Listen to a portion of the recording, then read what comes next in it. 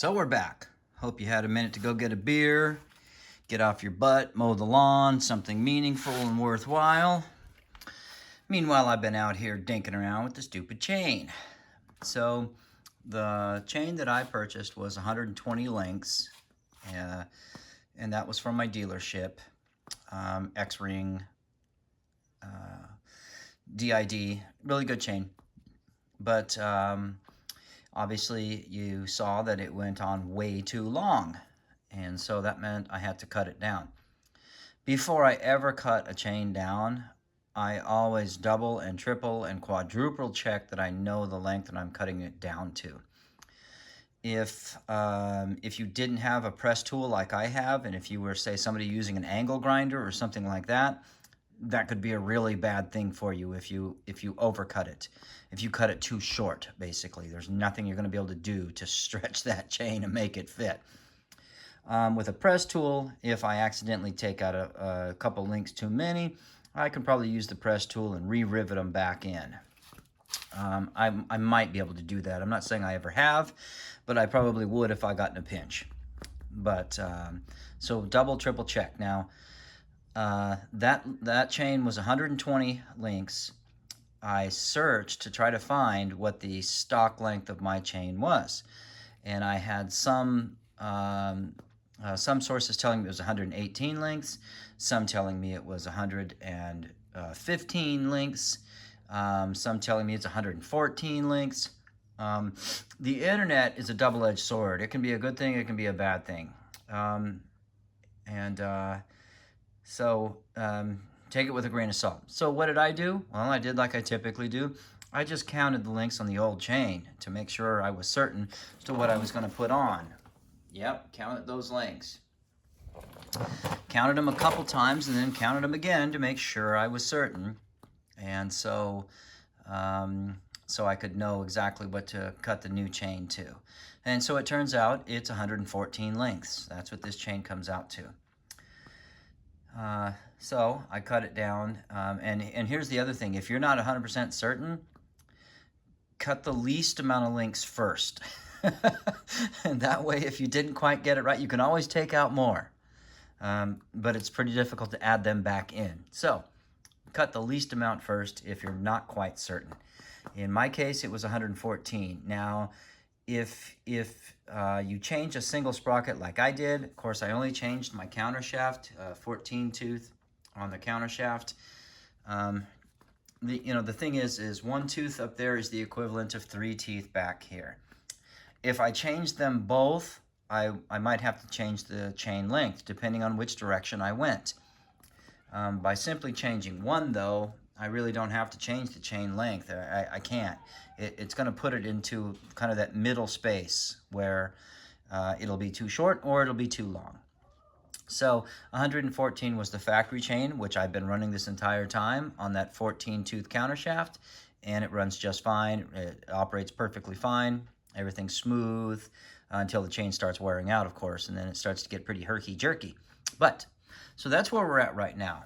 I did put my master link in here. This is the master link. You can see there's no outer plate on it out here, just the posts.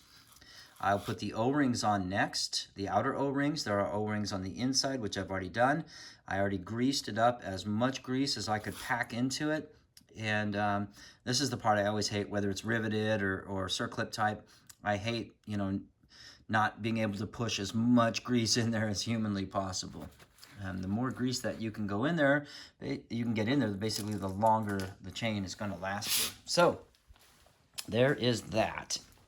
And I just dropped my other O-rings here on the other side. All right, so this is the part where I told you if you don't have a link compressor or a chain tool, a chain compressor, then you'll get stuck. I've seen people use vice grips, just all kinds of goofy stuff, because you will need to compress these. So we're going to get that little O-ring on the outside there. Lovely.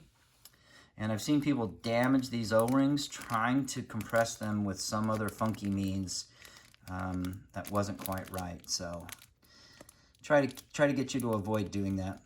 Chains are pretty expensive. we go. And we got the little X-rings in there. Fantastic. Let me get a good set on the camera here, and I can show you how I'll use my compressor. My link compressor. Sorry about all the camera motion, not trying to get anybody nauseous here. Just trying to get the best angle possible. It definitely does work easier on my, on my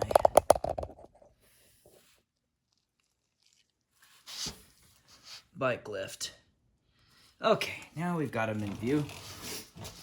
So, what I've done is I've set my anvils up on my compressor tool right there. This, I believe, is going to be a 14 millimeter. So, let's find that 14 millimeter wrench right there. We'll guide that onto the back so that it locates it. Open it up a little bit more here. So it's basically got grooves on the bottom anvil and then holes on this top anvil right there. So that allows me to just push on the link without pushing on the pins. And these tools, if you have anybody that owns motorcycles or owns a lot of motorcycles, will almost always have one of these tools. I found them to be really, really valuable. Okay, so that's good. Everything's fitting nicely there. It fits over the pins. Everything fits good. Okay. So now I'm gonna add the outer plate right there. Nice shiny gold outer plate. Very fancy. And you can see if I try to push it on by hand, it won't go on. I've got to compress it. I don't have a choice. I've got to compress it.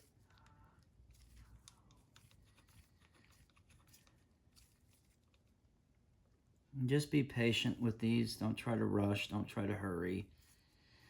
My dad always taught me, if you have to force it, you're probably going to break it. So try not to force anything.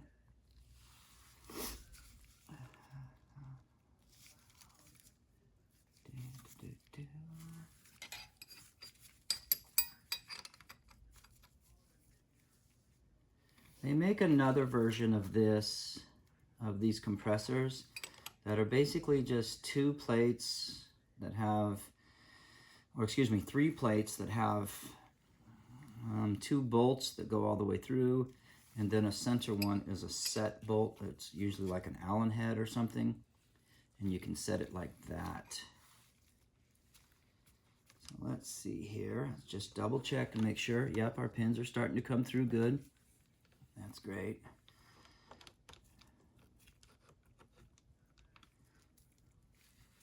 But I found that those older ones, well, not those older ones, but those kind of simpler ones like that, you kind of struggle with them because you don't have a handle on them. You don't have a big solid body like this. And so you would struggle with it, and they would misalign real easily. You bend the plate or something. It's kind of a delicate act here. And of course, I don't want to over tension these. I just want to push them on far enough that I can get the circlip on.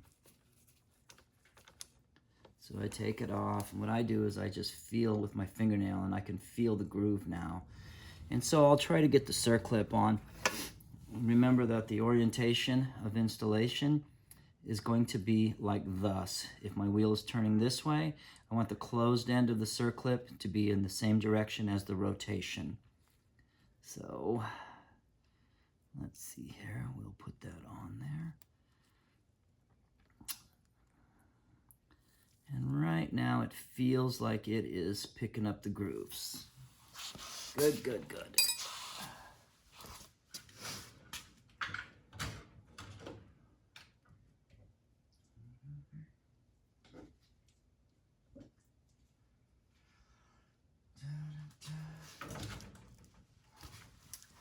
Now there are specific pliers you can use to set these. This particular type is the type that I've been pretty fortunate with. I've had a lot of good luck with them, and so we'll see if I have good luck on this one. But they work because they're a blunt end like that, and all you'll have to do is grab that pin and grab that edge, and try to make sure it clips on. And if it doesn't clip on super easy, then I will try to figure out a different pair. But these ones usually work pretty good. Just slide down and bam, there it is. Just that quick, just that simple. Now that chain is joined. And it'll be about as solid as I could ask for, I guess, without being able to rivet the links. And that's pretty much it. New chain is on, rolls free, sprockets are on. Let's see here, gonna have to come back. Tension takes up, yeah, not too far through the stroke. So, yeah, I think it'll be okay. Other than that, the only thing that's left to do is to just simply remember to do all of your torquing. Remember, if you did do your sprocket, make sure those get torqued down. I don't know the exact values right now. I'm going to have to look them up, and you should too. So just look up your torque values for these nuts here, and of course for the retainer nuts up on the primary drive there. Get those torque values down. They're going to be really low numbers, and then you just set your chain adjusters right there, and you are off to the races. So I hope this video was helpful to you. I hope you got some value out of it. If not, I hope it was kind of entertaining a little bit to watch somebody sit around and have to struggle with it. And if you're doing this, then you will too. Again, just take your time, relax, have fun. It should be a fun process, should be low stress. All said and done, let's see here, 30, 186, 190, approximately $220 to do the whole setup, front, rear, and chain. And this type of bike with this engine displacement, this size, a good final drive set like this should last a long, long, long time. The motor doesn't make big horsepower. You know, other than, you know, riding it in really harsh environments, that can wear that chain out really quick. Not maintaining it can also wear it out pretty quick. Poor adjustment will wear it out pretty quick. Otherwise, though, the bike itself is pretty low stress. It's a very low, you know, it's a low stressed sit-up. It's not like we've got 150 horsepower that have to drive through that thing every day. It's pushing 40 horsepower or something, 45, somewhere in there. What is it, 26 pound-feet of torque, somewhere down there. It's not super huge, not super huge. And this 520 chain is very, very robust. X-ring, yeah, this chain's going to last a long, long time. So that's about all for now, folks. Keep that helmet side up and have safe riding. Till next time.